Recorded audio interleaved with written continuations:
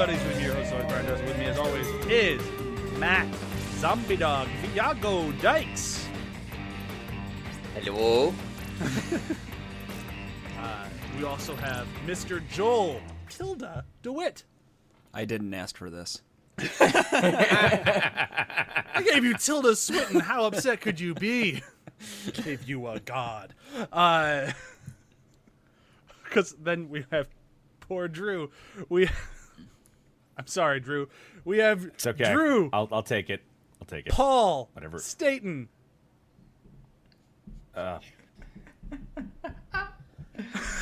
It's okay. I get a really good long death scene that's just drawn out and awesome. It's Exactly. I was hoping you would at least appreciate the character. It's one of the funniest things in any vampire movies. fine. Oh my god.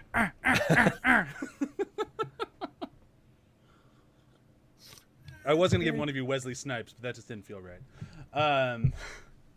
Do you get the nicknames this time? They're all characters from this episode. I had a proper theme this week. This week's episode is The Trial. I should say the full name of the podcast again, who, what, when, where, and why we do in the shadows. This is one of those episodes that if you spoil it for people, you'll feel kind of bad. But here we are spoiling for everybody who hasn't listened to it. Everyone that they could get to be in this episode is in this episode, and it's fucking amazing. We'll do a quick round the table. Am I the only one who feels that way about this one, or is this one pretty high up there for the rest of us? This might be my favorite episode so far. I think there's something wonderful about how many characters they toss into this episode, and it still my works. It still works. It flows so wonderfully. Yeah. It's just great. Like, fucking Wesley Snipes on Skype. I don't know, he's It's just like always a how little he's bit behind. The delay. Yeah. And then you got Danny Trejo telling him, "You need to move your Wi-Fi, your computer close to the browser, Holmes." And he's like, "It's not my Wi-Fi. I have the best Wi-Fi." It's fucking great. I personally do not think this is my favorite episode of the show, and I can get into why in a moment. But Drew, what do you think of this one? I mean, there's a lot that I don't want to get too far ahead. But there's a lot that happens in this episode that is important, but it's also just the scope of what this show is and what it will be is thrown at you in this episode, because, like, I'm sorry, the names that they pull in just to be cameos on a TV episode, like, there's not many people that could pull that off. I will say, just being in the business and know, like, you gotta have people that, first of all, like you and love what they do. Be like, hey, will you come play for a day? Absolutely, we're here. And then you get this amazing, I mean, it's straight up a theater experience, because, like, you look at the dance number that is in this thing and it's them doing it. Like, it's not other people. Like, they're in the number. So I'm guessing they all got together. It's like, okay, so we got a dance we got to do. And it's like being on stage as opposed to being on screen. Like, all the actors are actors and it's an ensemble, and you learn the dance number and you do it. Like, it blows my mind. Like, there's so much awesome that is packed into this episode. I don't know if it's my favorite one, but it is up there. What I love about that dance number as well is, like, that's the first time you see Viago, Vlad, and Deacon as well, and it's like, it's very quick. And I remember watching it, I was like thinking, holy shit, did I just see Viago? Oh, they're all here. Oh, that is amazing. And, like, as soon as I saw that, I was like, right, this is going to be excellent. Like, seeing those characters in the TV world, and honestly, they did not disappoint. No, and the best thing about it is you see them in that dance, and you're like, "Oh shit, the original three are back." That's the whole reason we watched this episode. Is the main reason why I made sure we watched the movie at the beginning of our podcast. Yeah, because otherwise it's lost on you. Yeah, if you don't know who they are, like, if you just kind of like, "Oh, I think they're the ones from the movie," it's not as funny. Like, they're still very much their same characters, and it works spectacularly. Yeah. But as you start seeing them, it's like, oh, this will be the one with the original cast. How fun. And then it just keeps going. It's like, why is Tilda Swinton here? And Evan Rachel Wood, Paul Rubens, Danny Trejo. Holy shit! And they just keep popping up. But let's not get way too far ahead of ourselves. We're all kind of on the same page. This is an amazing episode, even if it's not our favorite. But we got to start with the beginning of this episode. So we're going to dial it all the way back. This episode picks up immediately after the other one ends, and they're all still crazy fucked up on drug blood, and the Baron is dead. But since they're all so fucked up, they don't remember how he died. And there's a whole sequence where they're dragging his lifeless corpse up to the attic, and not just trying to put the hat on it, and he just crumples in half. I knocked his half off. Yeah. And then Nando starts talking to the Stairmaster, thinking it's Guillermo. Guillermo. Yeah. I don't think that's Guillermo, old chap. I think that's the Stairmaster, the master of the stairs. Fucking hell. But then they have to go bury the body, and when they're out there trying to bury the body, I love that fucking Colin Robinson shows up, and it's just like, oh my god, did you guys kill the Baron? What did you... I'm just messing with you. And I'll be honest, I'm feeding off all of you too. It's so good that it's like, just so you know, I am feeding on you guys right now. And then that look he pulls on his face as well. It reminded me of the council, the look on his face at the end of that. Oh man! And then they're burying the body, and they're like, "Oh, don't forget him his one last drink." And they pour a little blood on him, and his eyes light up. Like he's Baron the Undying. Like they're not even sure if he can die. It's like, uh-oh. Which is funny to me because like you see him light up, so he gets a little bit of sustenance, and then they put him in the ground. Yeah, and then Nadja's just like, goodbye, Baron. So they're like. There might be a chance that he will come back because, like, if he's that old and powerful, he may just regenerate. Yeah, and right. I don't want to get too far into spoilers or anything like that, but there is an episode in season 2 where they have to deal with the fact that there's so many bodies in the ground that the ground is basically just huge puddles of blood and mud that they need to figure out how to fix. So there is plenty of blood in the ground for the Baron. So he's not in season 2. I'm not trying to spoil anything, but they do leave it so he can come back. They put him in the ground. There's way too much blood in the ground. There could be something there. Just saying. Interesting. I would like to see Doug Jones in this again. So would I. So I just anyhow, love the way that when Nadja's just like, just the end of it was like, goodbye, Baron, and they just like basically throw him in, and it's just so throwaway, just like goodbye. Oh, see you later. So after they get done burying the body, a raven shows up, and then a whole fuck ton of ravens show up. So they go inside to try to figure out what's going on, and then what's her name? Kristen Shaw shows up. It's like a floating woman at the front door, and that conversation might be my favorite moment in this episode, which says something given how amazing the rest of the episode is. But that conversation of like, we sent a raven, well, we have a telephone. I've got the whole I was thing actually written down. quite surprised. Go ahead, Matt. It's like, could you not have telephoned? We sent ravens. We sent 500 ravens! Yes, but we have a telephone. I'm shocked and appalled you didn't even raven us back. We didn't know how. You just say, Raven, we will be there. Thank you. Fly. You've been invited. Couldn't you just have telephoned? Kristen Shaw belongs in everything. Like it's she anytime she enters a scene, you know it's going to be hilarious. So she's so good in this as well. I've said many times that absolutely everything needs more Rhys Darby, and I will stand by that. Kristen Shaw, for me, is right in that camp with him, which is partially why I love Flight of the Conchords so much. For every scene they have, just the two of them, there's not much better in life to me. But she is so goddamn funny in this episode.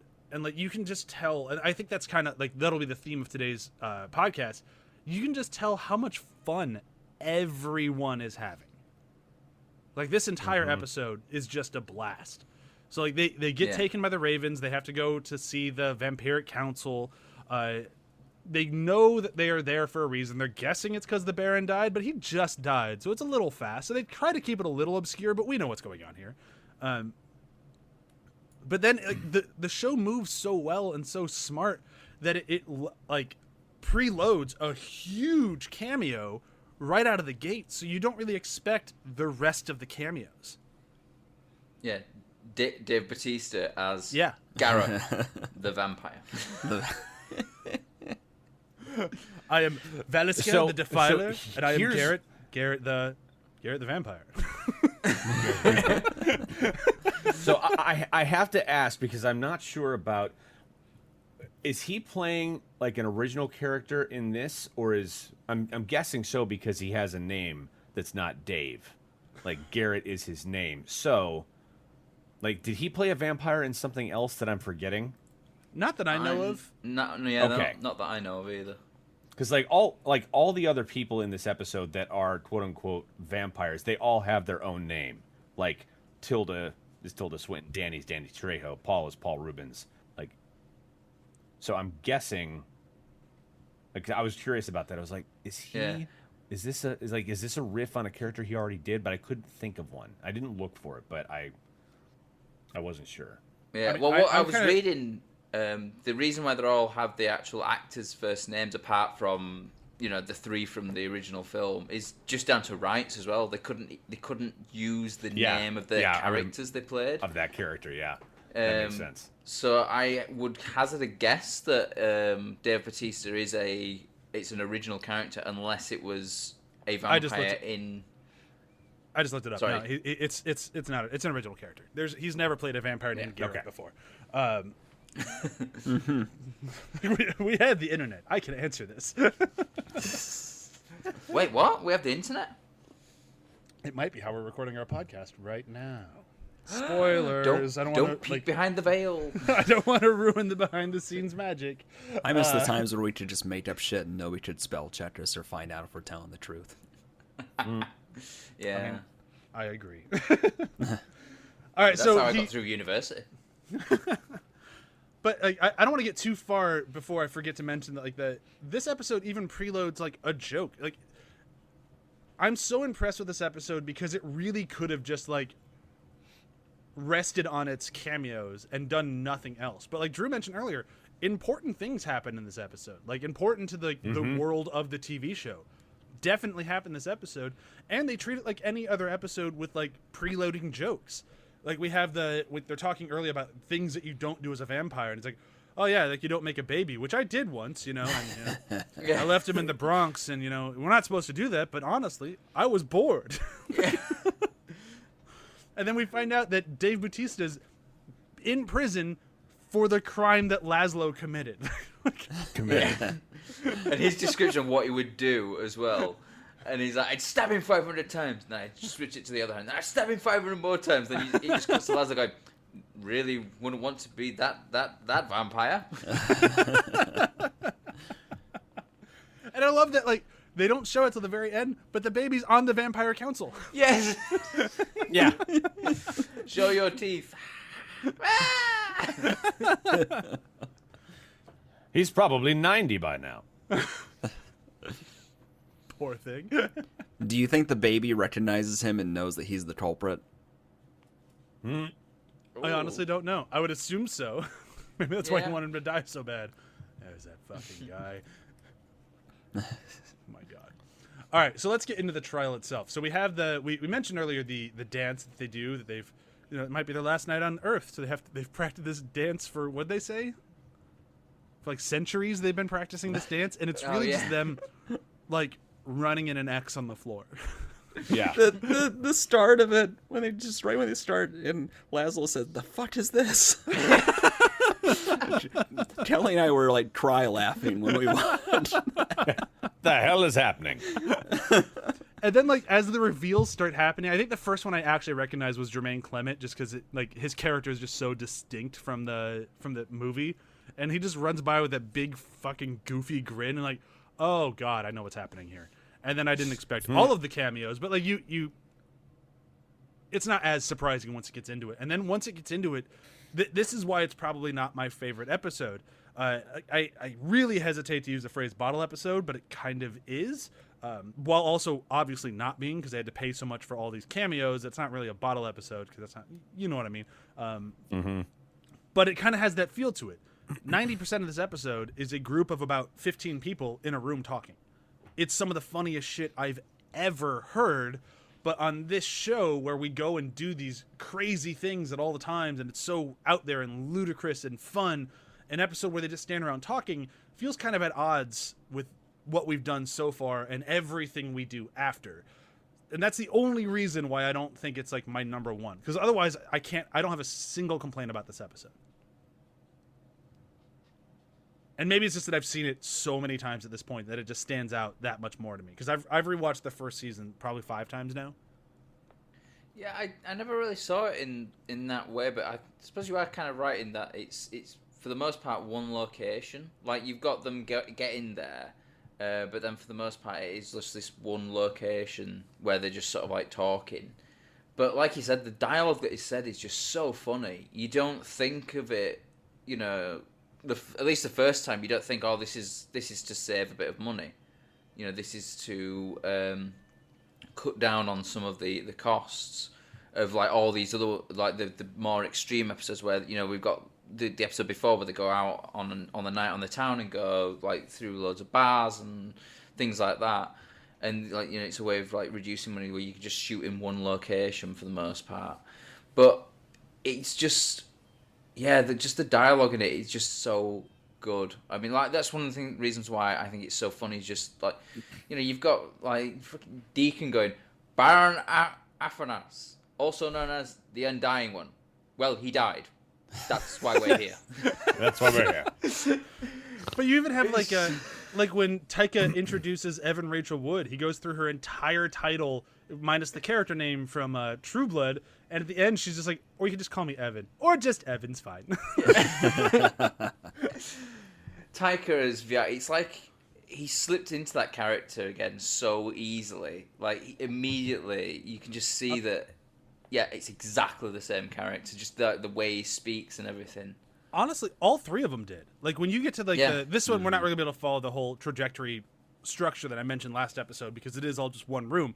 But like, you get to the point later on in the episode where Guillermo tries to confess to killing the Baron, and Nandor won't let him do it.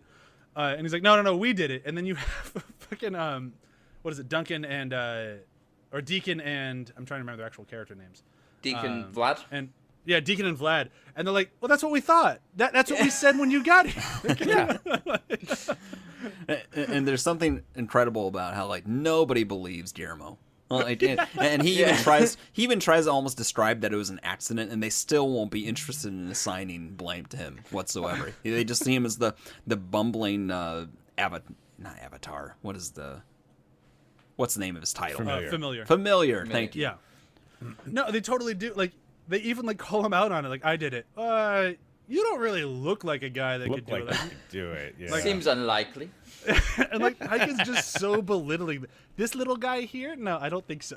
I just love he keeps referring to him as this little guy. And when they finally decide, like, all right, we're just gonna eat him, it's like, all right, we're just gonna munch down on this little guy.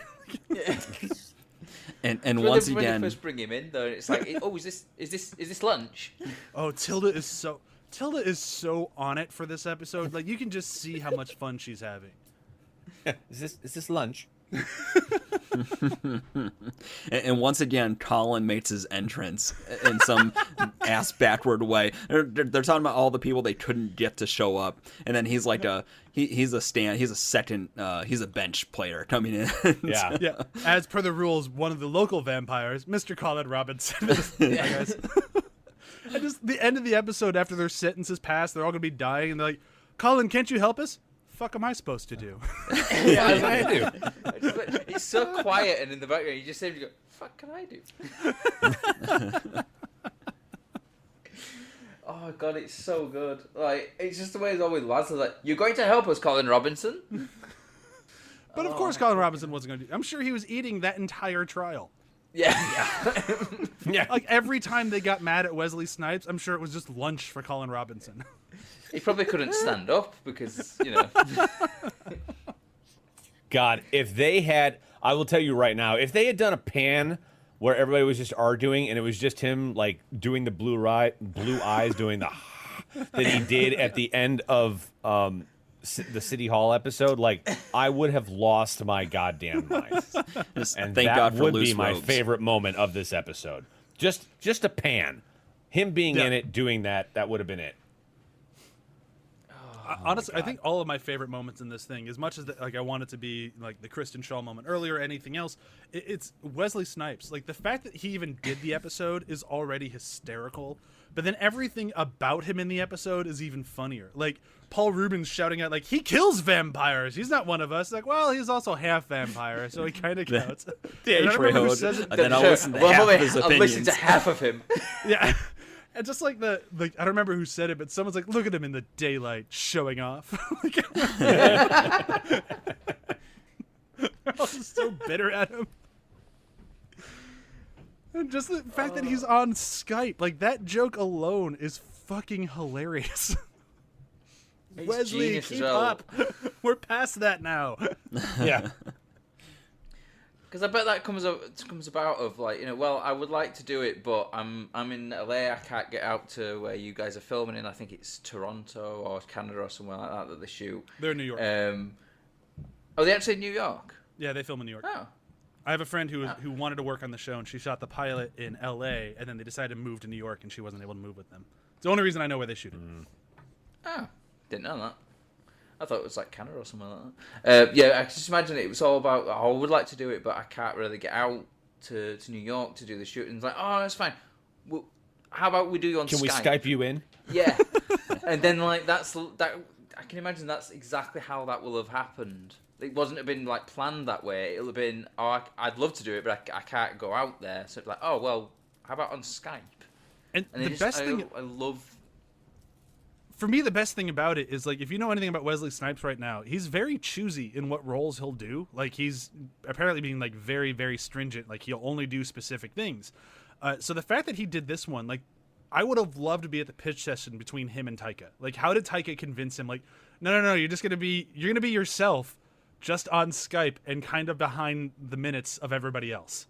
And, like, when Wesley Snipes wants to be funny, he's one of the funniest actors ever. Like, he can deliver comedic timing as good as the rest of them, and his comedic non-timing here is just gold. Yeah. All right, who was other people's like favorites vampires? Like, because we could do an entire 2 hours, I think, on this one episode because everyone in it is so funny and so on point.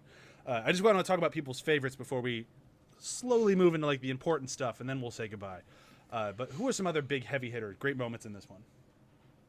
It's gotta be Kristen Shaw for me. Like her whole conceit she is fucking gold in everything she does. I love her so much. Oh yeah, and her affect every time she starts with this sort of threatening tone, and then she like coughs, and then she talks normally. Yeah. It's almost a tick. You will see. Sorry, you will see a door down at the end of the hallway. I also just love it's the way that, like, she's in the lift and then the lift doors open and she's behind the lift doors, and like every time Nadja just looks at the camera and goes, how does she do that? I also love the like, now watch your step. I don't have to. I glide. Yeah. As she's clearly almost stumbling down the stairs. Oh my god. Matt, who was your favorite cameo in this? I mean, like, Kristen Shaw was really fucking good but if I was to pick one that wasn't her, it probably would Deacon, actually. I think just Deacon in this is just so spot on. Like, the line that he had that I mentioned earlier on was like, Baron Afanas, also known as the Undying One. Well, he died. That's why we're here. It's so fucking good. The way he delivers it, and just like the way he's just sort of looking, just the look on his face is like, well, he died. That's why we're here. It's just so funny, and it's just great seeing those three there. Like when he's introduced, when Viago introduces Vlad the poker, and it just fucking Jermaine Clement just like sticks his fingers out and just like a poking. It's so good. I'm like, I was expecting him to say something, but no, he just does that with his fingers. I also there's a part of me that's like just a little too nerdy of like, I've seen what we do in the shadows. These guys shouldn't be on any fucking council. They're just a bunch of goofballs. But at the same time, I'm like, but I want them to be. I get it. I'm cool with it. Well, it's also like you have to ask yourself, how the fuck did they get to the point where the three of them are on the Vampiric Council? Yeah. What happened to catalyst that craziness? Maybe they introduced the rest of the vampire to the internet, and that's what did it. That could do it. Oh man, who hasn't gone? Who's a favorite that we haven't talked about yet?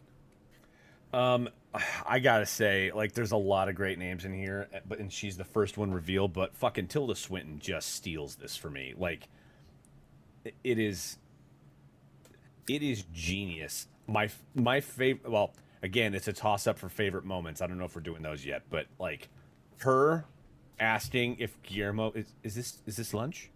Like, it's just it is a perfect meeting room question that everybody's like, I mean, what are we having for lunch? Did we decide, like, are we getting Jersey Mike's again, or are we gonna order Panera? Like, what's happening?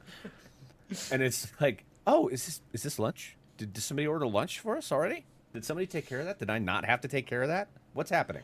And like, fucking Nadia behind Guillermo. Yes, it's lunch. It's lunch. It's lunch. it's lunch. It's lunch. It's lunch. Is it Laszlo? It's Laszlo and Nadia. Both good. Yes, it's lunch. Oh, is it both of them? I think so. Yeah. I will say my favorite moment of this is Nadia in this show. Well, I think we've been saying that almost every episode. Yeah. I know, but okay, fuck it. I'm just gonna say it. So at the or should I save it? Should I save Just it? save it. We're almost doing there, that so last? just save it because we got to do Okay, the okay. final wrap up of the episode, and then we'll get to that. Okay. Yeah, but yeah, definitely Tilda Swinton is my favorite part of this episode. Paul Rubens is a close second, just because it's like pulling it out of the woodwork. Like, had they been able to actually get Tom Cruise and Brad Pitt to show up for this, that would have been absolutely hilarious. Especially, like, honestly, as much as I would have loved seeing Brad Pitt there, I feel like if Brad Pitt was there, I'm like, well, I'm sure Tilda got him to do it. But if they'd gotten Tom Cruise to show up, I think I would have been laughing the whole episode. I'd had to watch it twice because I'm like, how the fuck did they get Tom Cruise to agree did they to this? get Tom Cruise? Well, I love that they mentioned. And I'm almost like, there Kiefer. with Tilda already. If it wasn't the fact that it was Taika, I don't think they would have gotten Tilda. But like that was already almost had me there. But Tom Cruise would have been that one push further. I love as well. They mentioned Kiefer Sutherland, and Kiefer Sutherland was apparently up for it. He wanted to do it, but it was literally a Would have been scheduling amazing. thing. And Would that have so been that's the amazing. reason they gave as well. It's like, oh, he wanted to come, but it couldn't work out. It's like a sketch. It's like literally like a scheduling issue. And I just love how they weave that into the script as well. Which would have been so good because I just had Chewie watch Lost Boys for the first time ever a week ago. Such a good film. It is and it isn't. It really Well- is and it isn't. I haven't seen it for a long time, so maybe it's not aged as well. It's so 80s. It's so 80s that it hurts. Like it's just okay. We get what decade this came out in, Schumacher. Calm yourself. But it's Schumacher. What do you expect? All right, so let's wrap this episode up, and then we'll move into favorite moment. So the trial goes down. Guillermo tries to admit that he did it.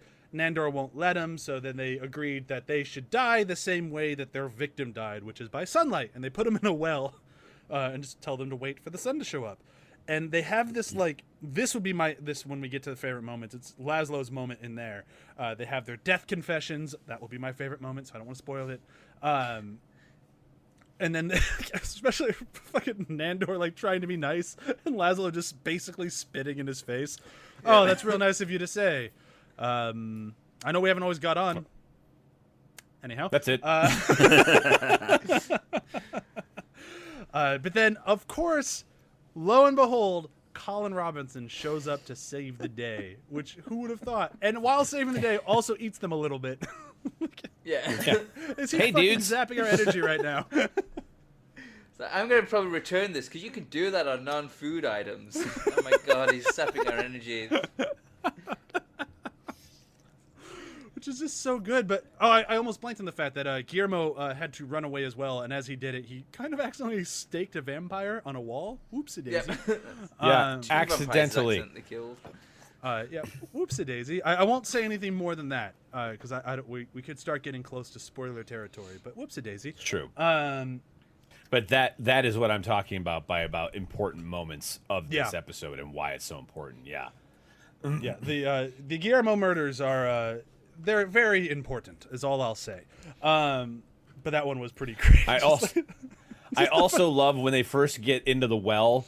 There's the 3 bodies that look like it's set up. Like it's not exactly how they died in Interview with a Vampire when they were stuck in the well, but it is close. So close that you're just like, is it? God, could you imagine if they gotten Kirsten Dunst in this? That would have been pretty funny too. Oh my God. Although it'd be tough to get her as a child since she's not a child anymore, and time machines don't exist, from what I've been told. I mean, they kind of did because she died in the well. So maybe I guess they kind of did. That's hilarious. So Colin Robinson saves the day.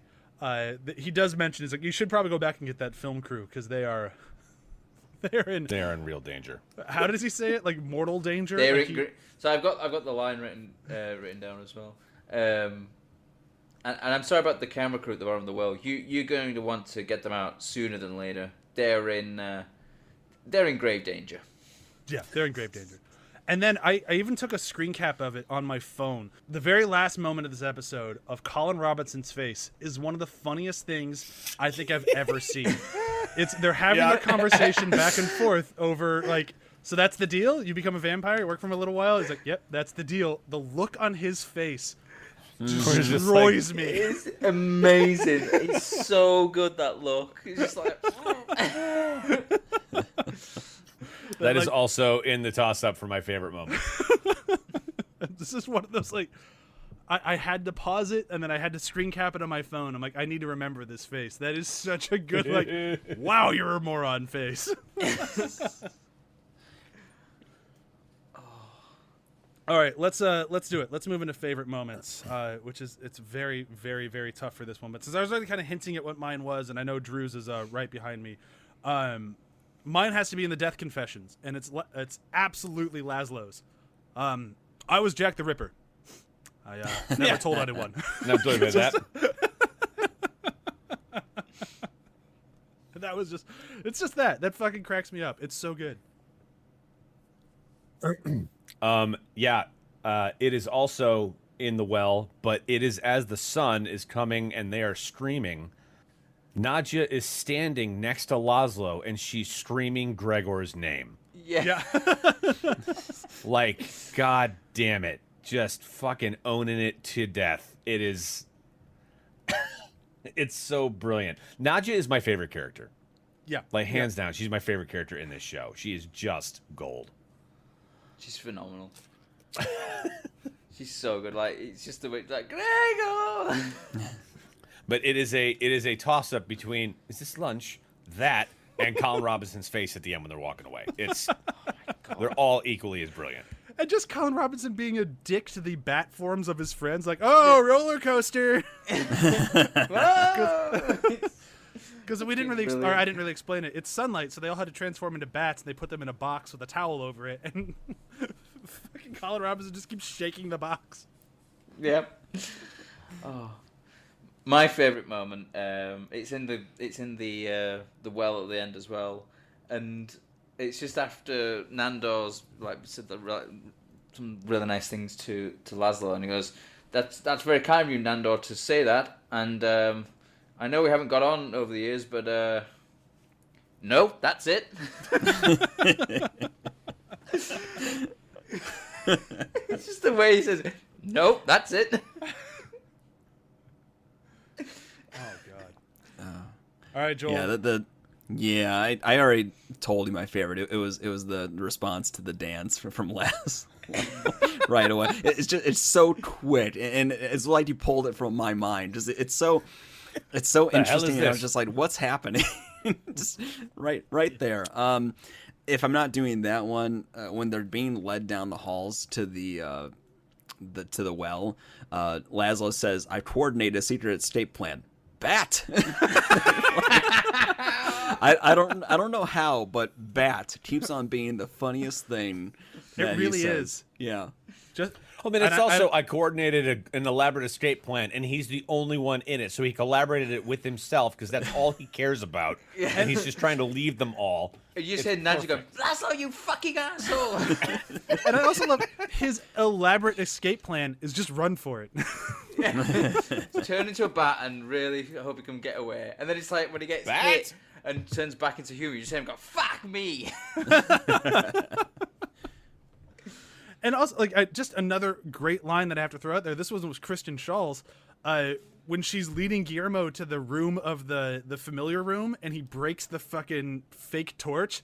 What are you doing? Oh, I'm just warming my face on the fire. It's LED. You think I could have real torches down here? The fire marshal would have a fit. Oh, God. And then I just remember as well, in the middle of that escape plan as well, Nando's trying to get the axe off the wall, and you see him go, "Is it welded on there?" It's just Kristen Schaal. Well, it is mostly for decoration. It's so good. Oi. Okay. Yeah, this was a good episode. So many good moments. All right. Well, that was everyone, right? I didn't skip anybody? Okay, cool. So, time for a little bit of plugs, and then we're going to say goodbye. For the show, Never the Show on the ATH Network, be sure to check out athpod.com. On Behind the Hype month, we are doing... I always just want to say Jeffrey Donner, and I know that's fucked up. Richard Donner. Wow. Richard Donner month and Donner month. My God, I'm just butchering the fuck out of this. I'm gonna leave it in. So far, it's been going great. We did The Omen, and then I believe the next one will be Lethal Weapon 2 or Superman 2. I haven't decided yet because I haven't recorded it yet. If I go in order, probably have me on both of those ones. Depending on when we can record them, they will have Matt on both of them. Our schedules have gotten a little nuts. We decided to remove the crib walls from our son's crib, so now he has a toddler bed, which means bedtime is it's a myth. That's all I'll say. People with kids know exactly what I'm talking about. And then next month, be sure to tune in when we do Bette Midler month, and the month after that, horror movie directors B-sides. So lots and lots of really fun stuff coming on at Behind the Hype. Drew, how's Demon Days? Demon Days is good. We're getting close to recording again, I think, here, and as we do it in blocks, and so I'm excited to get back into it because we got left in a little bit of a pickle last time, so I'm excited to get back into that. So yeah, go check out Demon Days. Horny tieflings, literally and figuratively, walking around trying to find their place in a world that may be falling apart apocalyptically, and clarity ensues. And then you can find me over at twitch.tv/strength24. I'm usually streaming on Thursdays. I do a show in the morning called Artisan Industry. Actually, that starts at noon. It's not really the morning. Where we talk about film biz and all the facets of it, and then horror games at night. So come hang out. Lots of fun. Joel, what about you? I've got a couple things. Afterthoughts podcast, we did finish The Diver and watch the movie. Spoiler alert, it's not great. No. My wife is a little more forgiving of it, but they made choices that I don't like. We'll leave it at that. I'm also part of Super GG Radio, a video game podcast mostly about indies. I'm just going to start recommending games from now on here. Play Hollow Knight. Hollow Knight is very good. Hollow Knight intimidates me, and I don't know why. Every time I look at that game, I'm like, I don't think I can play it. You know, I understand why, because there's a lot of exploration in that, and it's the Metroid kind of thing of having to get the right ability and come back, and then you have to find a cartographer to give you pieces of the map. But I don't know. The world is so great, and the exploration is just divine. So I can see your point, but you're wrong. That's fair. I usually am, so I'm fine with that. Matt, read more articles. Do you got something specific article to plug? No, not really. Cool. Go check out, if you just go to our athpod.com and look for our authors. I think the only one listed right now is Matt, so you've got plenty to read from Matt. He's got a lot of good stuff. Yeah. I think there's about 50 something on there.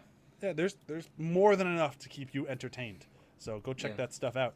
And then next week, be sure to come back as we talk citizenship.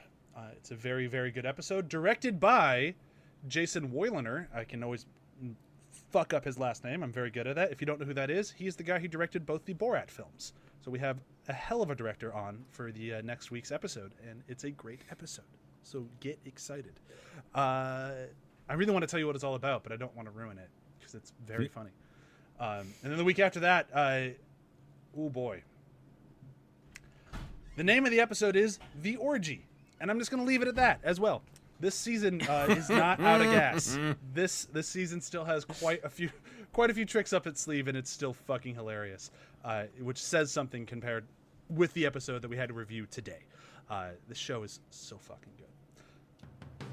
I'm just gonna say bye. Bye. Bye.